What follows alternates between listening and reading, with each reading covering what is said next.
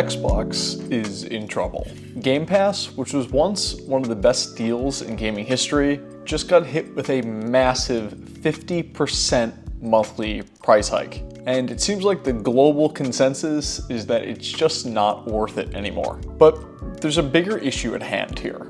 This isn't just a 2025 problem. Watch TV. TV. Ever since the Xbox 360 days, it seems like Microsoft has a history of consistently shooting themselves in the foot on the Xbox end. From the original Xbox One DRM disaster, which Sony very quickly capitalized on. This is how you share your games on PS4.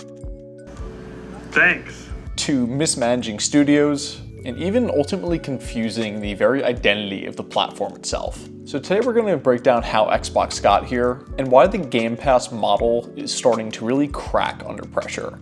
So let's start with today. Xbox Game Pass just went through one of the steepest price hikes we've ever seen with a subscription platform. What was once seen as the Netflix of gaming is now climbing to a point where gamers are asking, is it even remotely worth it anymore? When we pair this with the fact that Microsoft even admitted themselves that Game Pass has been kind of cannibalizing full game sales, you start to quickly see the issue. Publishers are super hesitant to put massive AAA titles on the service. And these are the exact titles that most people would really want this service for. Microsoft's own first-party titles like Redfall and Starfield didn't really keep players engaged long enough to justify the cost of the service. So instead of being the unbeatable deal that Game Pass started as, it's quickly getting more expensive, with fewer titles even worth playing available on the platform. That's a really dangerous mix for business. And like I mentioned earlier, this is not the first time that Microsoft has pulled a massive move that feels very anti-consumer. If we roll back the clock to 2013, when the Xbox One was unveiled alongside the PlayStation 4, Microsoft's big announcement was that they were trying to enforce digital rights management that would have locked down physical disks to your Microsoft account and would force once daily internet check-ins. The backlash was immediate and brutal for the reputation of the company.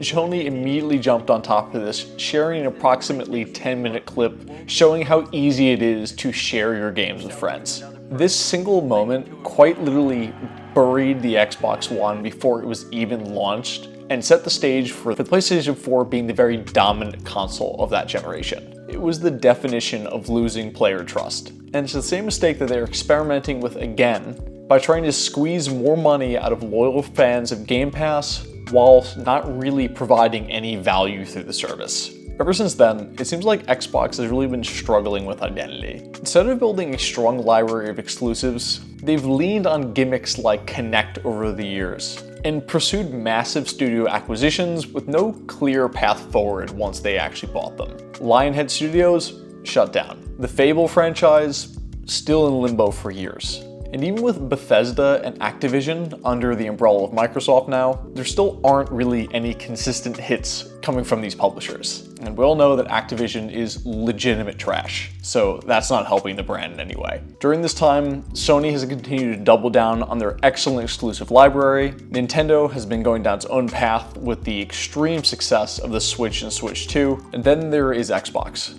stuck trying to squeeze as much money out of its consumers through overpriced subscriptions that don't provide any value to the end consumer. Game Pass initially was supposed to be Microsoft's answer to struggling sales on the Xbox side. Instead of going after exclusives one by one, they tried to have a one-size-fits-all solution to give players a very broad library of access. And at first, people really liked it. It was a really great opportunity for people to experience a bunch of games at once without buying them all for hundreds and hundreds of dollars. Problem was, the model itself is not sustainable, especially when it comes to new games, which most players are quite focused on. If a full-price $70 game drops on Game Pass, Microsoft has to front that cost. And if subscriber growth doesn't continue, and in the recent case is drastically going down, this is not sustainable. And with the current price hike, they're telling gamers that you need to pay more for less. It's not really innovation anymore, it's really desperation. So where does all of this leave us? The Xbox brand is weaker than it has ever been. Microsoft, of course, has deep pockets to attempt to revive this whole thing, But history has shown that just throwing more money at a platform doesn't automatically make it the best one. From the DRM fiasco to killing beloved studios and relying way too heavily on subscription services, Xbox is starting to build a track record of undermining itself. Game Pass is far from dead, but the massive price hike should be seen as more of a warning sign than anything. Unless Xbox can deliver consistent, must-play exclusives and rebuild this identity, it risks being remembered as the brand that traded long-term trust for short-term gains, like we're seeing right now. And that would really be tragic, given how huge the Xbox brand has become. Because the original Xbox and Xbox 360 era proved that this brand can be amazing, but it just hasn't been the same since the Xbox One came out back in 2013. So we're now well into a multi-decade long stretch of really lackluster performance. So the question remains, does Microsoft really care enough to turn this ship around? I guess time will tell. I'd like to hear what you all think though.